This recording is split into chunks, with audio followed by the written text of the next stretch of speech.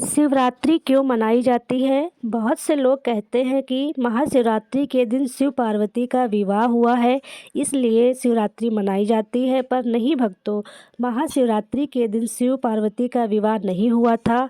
आज हम जानेंगे कि महाशिवरात्रि असली मायने में क्यों मनाई जाती है। मैं पूजा आप सभी का अपने भक्ति प्रवाह चैनल में स्वागत करती हूँ। शिवरात्रि के दिन भगवान शंकर एक दिव्य ज्योति के रूप में प्रकट हुए थे और उस दिव्य ज्योति से एक निराकार शिवलिंग प्रकट हुआ था। प्रथम बार शिवलिंग के दर्शन शिवरात्रि के दिन हुए थे। इसका वर्णन शिव पुराण की विद्यमेश्वर संहिता में भी मिलता है, जो शिव पुराण की सबसे पहली संहिता है। उसमें कहा गया है कि निराकार शिवलिंग का रूप सबसे पहले शिवरात्रि के दिन प्रकट हुआ और जिस दिन यह शिवलिंग प्रकट हुआ था उस समय वहाँ पर भगवान विष्णु और भगवान ब्रह्मा उपस्थित थे। भगवान शंकर ने भगवान विष्णु और भगवान ब्रह्मा को आज्ञा दी कि मेरा यह जो निर्गुण साकार रूप तुम लोगों के समक्ष उत्पन्न हुआ है, प्रकट हुआ है, इसकी पूजा मेरे भक्त करेंगे और यह सभी मनोकामनाओं को पूर्ण करने वाला होगा, इसलिए तुम्हें भी इसकी पूजा करनी चाहिए। उस दिन प्रभु शिव की आज्ञा से भगवान विष्णु और ब्रह्मा जी ने शिवलिंग की पूजा की, इसलिए हम शिवरात्रि मनाते हैं, ना कि शिव पार्वती के विवाह के लिए।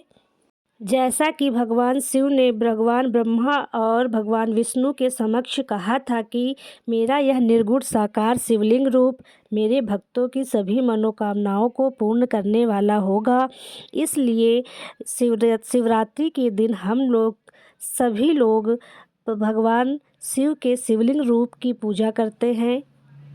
और भगवान शिव के इस निर्गुण साकार रूप की सबसे पहले पूजा भगवान विष्णु और भगवान ब्रह्मा जी ने की थी। वैसे तो प्रत्येक वर्ष 12 शिवरात्रियाँ पड़ती हैं। हर माह के कृष्ण पक्ष की चतुर्दशी को शिवरात्रि मनाई जाती है, किंतु फाल्गुन मास की कृष्ण पक्ष की चतुर्दशी को जो शिवरात्रि पड़ती है उसे हम महाशिवरात्रि कहते हैं। शिव पुराण की विद्यमेश्वर संहिता में ऋषि सूत द्वारा स्पष्ट रूप से बताया गया है कि प्रभु शिव के दो रूप हमारे सामने प्रकट होते हैं। वह ब्रह्म स्वरूप है, इसलिए उनका साकार और निराकार रूप हमारे समक्ष उपस्थित है। साकार रूप में हम उनकी मूर्ति की पूजा करते हैं और निराकार रूप में हम उनके शिवलिंग की पूजा करते हैं। भगवान शिव के अलावा कोई भी देवता ब्रह्म स्वरूप नहीं है, इसलिए हमें किसी अन्य देवता के निराकार रूप के दर्शन नहीं होते हैं। ऋषि सूत जी अपने अन्य ऋषियों को बताते हुए कहते हैं कि उस अनंत परम ब्रह्म से विष्णु जी की उत्पत्ति हुई और विष्णु जी के नाभि कमल से ब्रह्मा जी की उत्पत्ति हुई और ब्रह्मा जी की भृगुटी अर्थात उनके मस्तक के मध्य भाग से स्वयं परब्रह्म ने रौद्र रूप धारण कर पृथ्वी पर जन्म लिया और पृथ्वी के संहारक के रूप में काम किया। उस पर ब्रह्म स्वरूप ने ब्रह्मा जी को सृष्टि का निर्माण कार्य सौंपा, विष्णु जी को पालनहार के रूप में स्थापित किया और स्वयं संहारक के रूप में स्थापित हुए।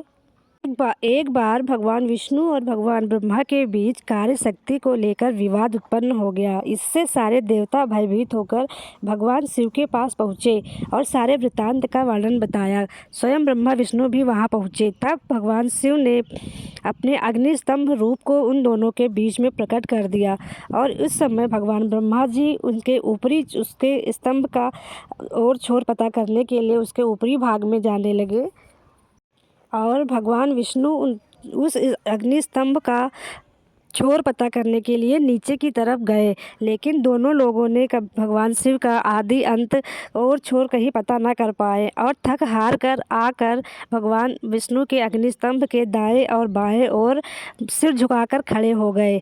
तब शिव जी ने अपने असली रूप में आकर दोनों देवों ने भगवान शिव के सामने हाथ जोड़कर क्षमा मांगी और उन्हें वहां पर सबसे उच्च आसन पर प्रतिष्ठित किया और भगवान शिव को दीर्घकाल तक रहने वाली वस्तुओं जैसे हार, नूपुर, केयूर, किरीट, कुंडल, यज्ञोपवीत, उत्तरीय वस्त्र, पुष्पमाला आदि वस्तुएं प्रदान की। भक्तों, यह दिन था महाशिवरात्रि का दिन। भगवान शिव ने दोनों देवों को आशीर्वाद देते हुए कहा कि आप दोनों लोगों ने आज मेरे साकार रूप में मेरी और मेरे निराकार रूप में मेरे लिंग की पूजा की है, मेरे शिवलिंग की पूजा की है। इसलिए मैं आज आप लोगों से बहुत प्रसन्न हूँ। और आज के दिन, महाशिवरात्रि के दिन, मैं विशेष रूप से अपने शिवलिंग में समाहित रहूँगा और अपने भक्तों द्वारा की गई मनोकामना को, उनके द्वारा मांगे गए चीज़ों को, वस्तुओं को मैं निश्चित ही पूरा करूँगा। शिवरात्रि के दिन जो भी भक्त मेरे पास जो भी मनोकामना लेकर आएंगे, वो खाली हाथ नहीं लौटेगा। मैं सबकी मनोकामनाएं पूर्ण करूँगा। इसीलिए भक्तों, हम शिवरात्रि को महाशिवरात्रि कहते हैं। ओम नमः शिवाय।